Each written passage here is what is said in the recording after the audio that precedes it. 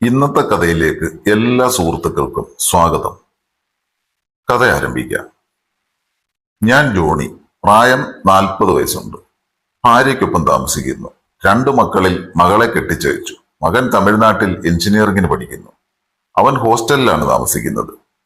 പ്രായം ഇത്രയുണ്ടെങ്കിലും ഞാൻ കാണാൻ ചെറുപ്പമാണ് കേട്ടോ. നല്ല കരുത്തുറ്റ ശരീരവും എനിക്കുണ്ട്. ഏത് സ്ത്രീ കണ്ടാലും മോഹിക്കുന്ന ശരീരമാണ് എന്റേത്.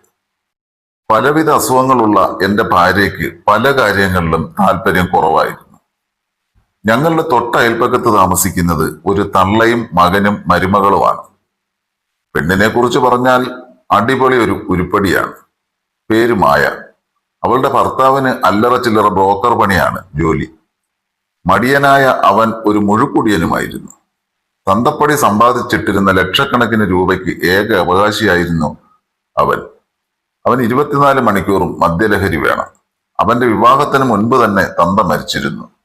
സ്വത്ത് കണ്ടാണ് മായയുടെ തന്ത അവനെ കൊണ്ട് കെട്ടിച്ചത്.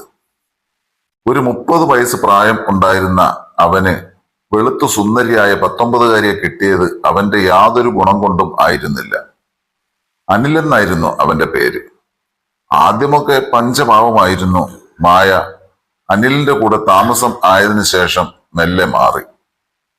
അവന്റെ അമ്മ കമല ആരെയും കൂസാതെ ഒരു സ്ത്രീയായിരുന്നു. മരുമകളുമായി നിരന്തരം വഴക്കിട്ടിരുന്ന അവരുമായി തിരിച്ചടിച്ച് മായയും ഒരു തെറിച്ച പെണ്ണായി മാറി. വിവാഹശേഷം തടിച്ചു കൊഴുത്ത അവളുടെ ആ അംഗവടിവ് നാട്ടിലെ എല്ലാ ആണുങ്ങളുടെയും ഉറക്കം കെടുത്തിയെന്നതാണ് സത്യം. വെണ്ണയുടെ നിറമുള്ള കൊഴുത്ത ശരീരമായിരുന്നു അവൾക്ക്.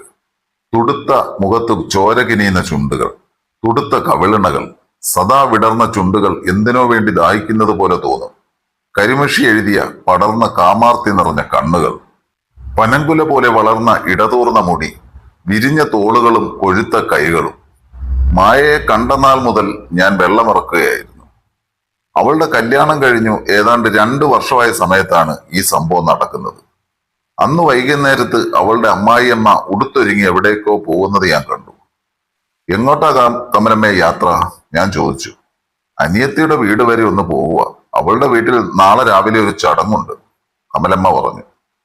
മോനും മരുമോളും വരുന്നില്ലേ? ഞാൻ ചോദിച്ചു. ഓ, അവൻ ഏത് പാതിരായ്ക്കാ വരുന്നതെന്ന് ആർക്കറിയാം. അവൻ വന്നാലും അവൾ വരില്ല. ഞാനൊട്ട് വിളിച്ചതുമില്ല. മരുമകളെ കണ്ണെടുത്താൽ കണ്ടുകൂടാത്ത കമലമ്മ പുച്ഛത്തോടെ പറഞ്ഞു. ശരി, നേരം വൈകണ്ട, പോയിട്ട് വാ.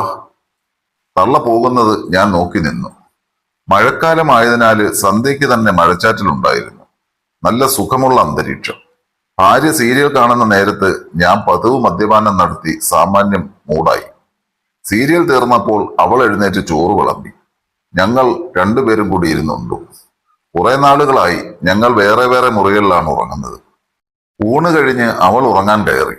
സ്ഥിരം ഉറക്കഗുളിക കഴിച്ച് കിടക്കുന്ന അവൾ പോത്തുപോലെയാണ് ഉറക്കം.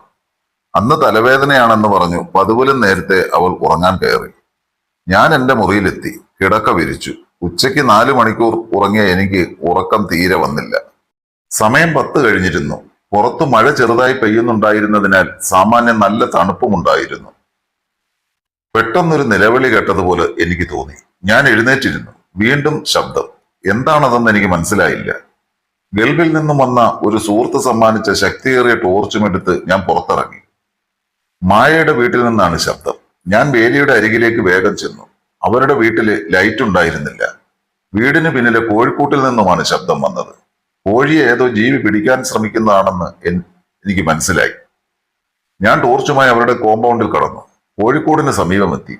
ഞാൻ ടോർച്ച് തെളിച്ചു നോക്കി. ഒരു കൂറ്റൻ നായ കൂടിന് പിന്നിൽ നിൽക്കുന്നത് ഞാൻ കണ്ടു. ഞാൻ നല്ലൊരു വടി കിട്ടാനായി ചുറ്റും തപ്പി. കോഴിയുടെ ശബ്ദം കേട്ടാണെന്ന് തോന്നുന്നു മായയുടെ വീട്ടിൽ ലൈറ്റ് തെളിഞ്ഞു. വീടിന് പിന്നിലെ ലൈറ്റും ഓണായി. കതകു തുറന്ന് മായ പുറത്തു വന്നു. ഒരു ഇറുകിയ പഴയ ചുരിദാറായിരുന്നു അവൾ ധരിച്ചിരുന്നത്.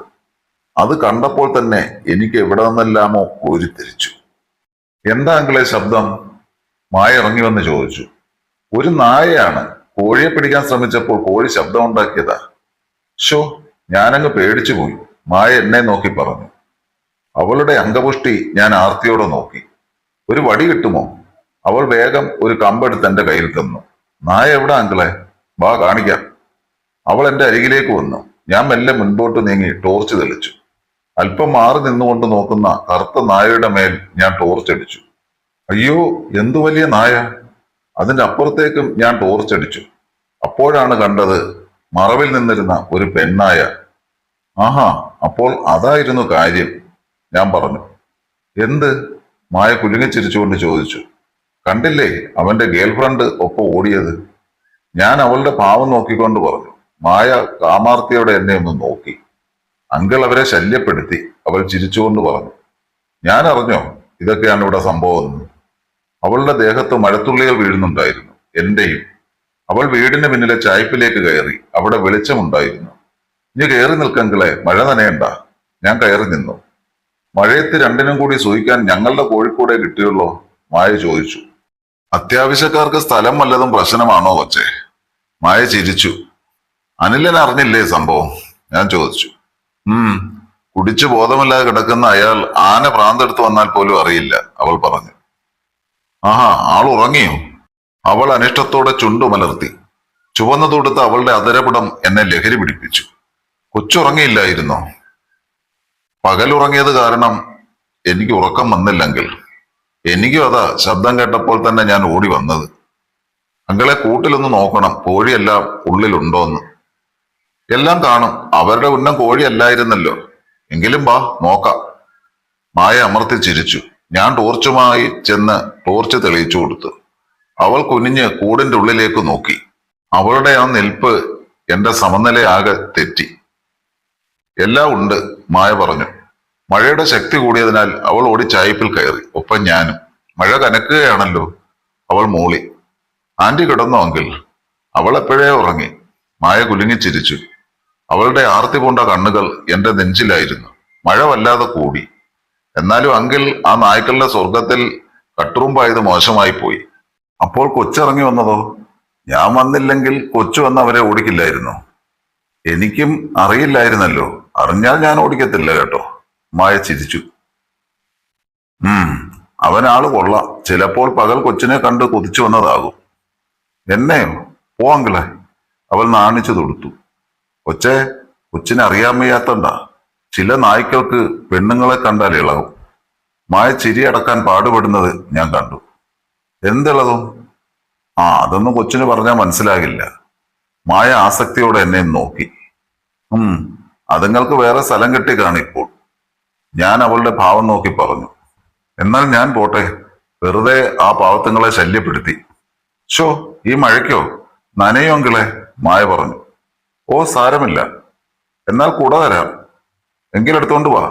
മായ ഉള്ളിൽ കയറി കുടയുമായി വന്നു. കുട ഇത് മാത്രമേ ഉള്ളൂ അങ്കിൾ. അങ്ങേരെങ്ങാനും രാത്രി ഉണർന്ന് കുട ചോദിച്ചാൽ എന്തു ചെയ്യും? ഞാൻ കൂടി അങ്കിളിന്റെ കൂടെ വരാം. ഒരു കുടക്കീഴിൽ വരാനുള്ള അവളുടെ സന്നദ്ധത അറിഞ്ഞപ്പോൾ എന്റെ ഉള്ളിൽ കുളിരു കോരി. പിന്നെ കൊച്ചിനെ വിടാൻ ഞാൻ തിരിച്ചു വരണോ?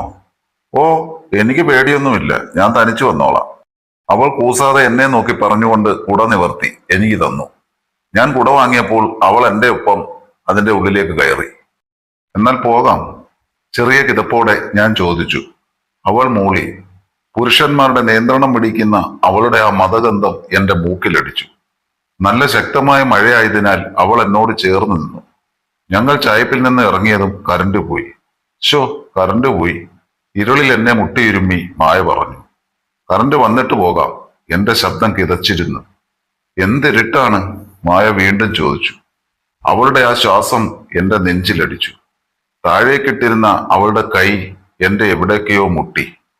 അതെനിക്ക് സഹിക്കാവുന്നതിനും അപ്പുറമായിരുന്നു. പിന്നെ ഞാൻ മറ്റൊന്നും ചിന്തിച്ചില്ല. ചായ്പിന്റെ സൈഡിലോട്ട് അവളെ ചേർത്ത് നിർത്തി. അവൾ ഒന്നും മിണ്ടാതെ അനങ്ങാതെ നിന്നു.